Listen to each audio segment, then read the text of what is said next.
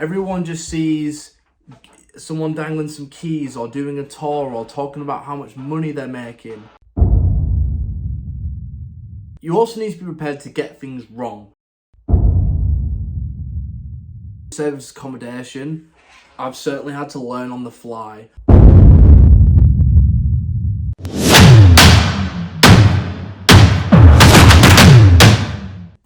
Rent to rent is not for the faint-hearted. And I'm going to explain why. There's a lot of things that people don't see about rent to rent that go on behind the scenes. Everyone just sees someone dangling some keys or doing a tour or talking about how much money they're making, rather than sort of the things that go wrong or the struggles that people have running it from day to day or acquiring them. So that's what I wanted to talk about today. If you can't handle rejection, then don't even bother, because you're going to face a shed load of rejection. You could send out 100 messages and get 100 no's fairly easily. So you need to be prepared to be rejected. You also need to be prepared to work long hours, because that's what ends up happening. You end up messaging people, you end up calling people, you end up having to go back to them later on. You're then dealing with guests, you're dealing with tenants.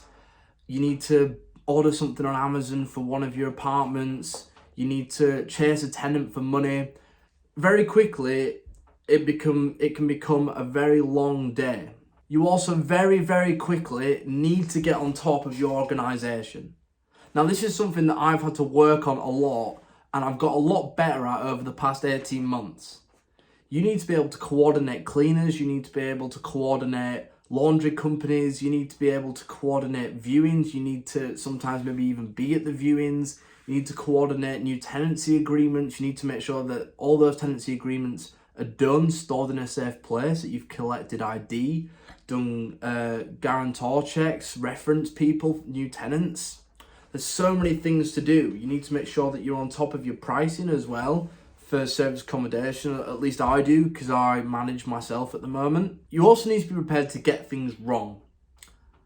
Now, for me, I don't think that there's ever a perfect. I always think that you either just get less wrong, or there's always somewhere that you can improve your systems. You can come up with a new way to acquire properties quicker, have things run more smoothly, have things at the back end like tenancy agreements done more smoothly on maybe a better software, or you store everything in a better place.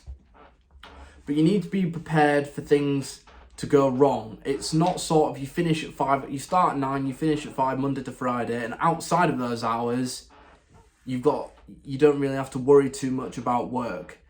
Anything can happen at any time. I've had it before where I've been up like into the early hours of the morning, and that's when I get a text from a guest saying that they're having an issue. And it's almost, they sort of leave it in a way where it's like, are you going to come sort it? And then you have to think, well, it's 1 a.m. Does this need to be done now? Can it wait until the morning? And in that case, the answer was no. So I had to start sending them it was to do with check-in. They misunderstood the instructions, so I had to deal with that, and thankfully it was fine. But that's just one of the things that you've got to know that you're going to be under. To sum everything up, the more that you can get to know at the beginning, the more that you can learn of someone else that's doing it, like a mentor or a business partner, the better.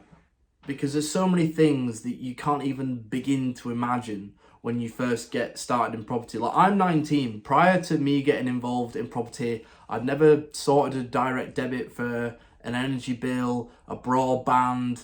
I haven't had to fill in tax. I've never had to fill in tax returns and stuff like that. So the more that you can learn from someone right at the start, the better off that you're going to be, so that things don't trip you up later on. A lot of things when it came to rent, especially service accommodation, I've certainly had to learn on the fly. I've obviously done training courses and they teach you so much, but they only get a certain amount of time. If they had to list everything that you had to prepare for, all the good and all the not so good stuff.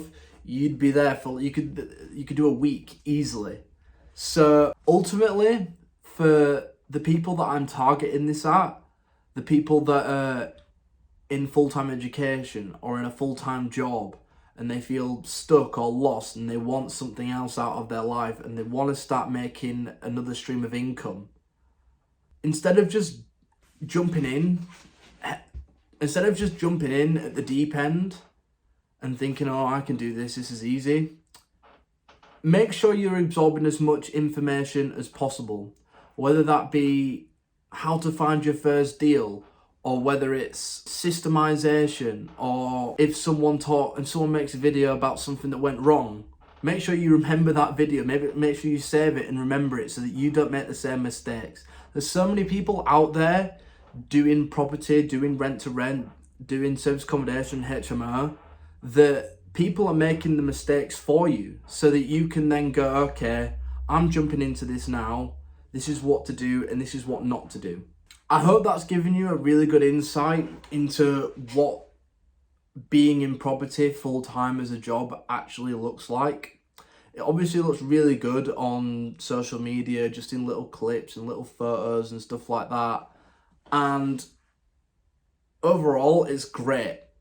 The rent-to-rent strategy is fantastic. But for people that are new and looking to get into it, I just wanted to give people a better idea of what actually is going to be like day to day. So I hope that you found that really useful and you tune into the next video.